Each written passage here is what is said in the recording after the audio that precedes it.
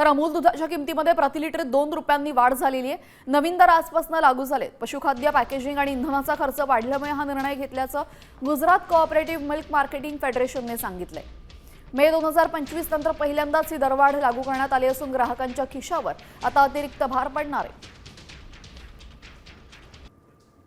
आपण थेट जाऊयात आमचे प्रतिनिधी गिरीश कांबळे यांच्याकडे। त्यांच्याकडून आपण अधिकची माहिती घेऊयात। गिरीश, देशात महागाई कमी होतानाचं नाव दिसत नाही, कारण पेट्रोल डिझेलची दरवाढ होतच असताना आता दूध देखील महागलेलं आहे। अमूल जी कंपनी आहे त्यांनी देखील त्यांच्या दुधाच्या दरात आहे ती दरवाढ केलेली आहे। आजपासून नवे दर लागू होणार आहेत। 2 रुपये दरवाढ हे अमूलने केलेले आहे। यामध्ये अमूल गोल्ड असेल, अमूल शक्ती, टी स्पेशल असेल, स्लिम अँड ट्रिम आणि गाईच्या दुधांचा समावेश आहे।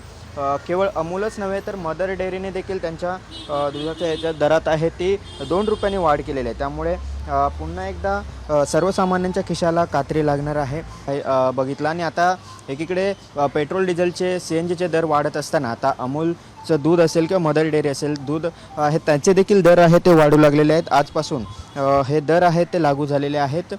त्यामुळे प्रत्येक 2 रुपयांनी वाढ आहे ती अमूलने आणि मदर डेअरीने केलेली आहे आणि याचा फटका आता हा सर्वसामान्यांना देखील बसणार आहे। व्हिडिओ जर्नलिस्ट रोहित शिगवणसह गिरीश कांबळे, साम TV न्यूज, मुंबई।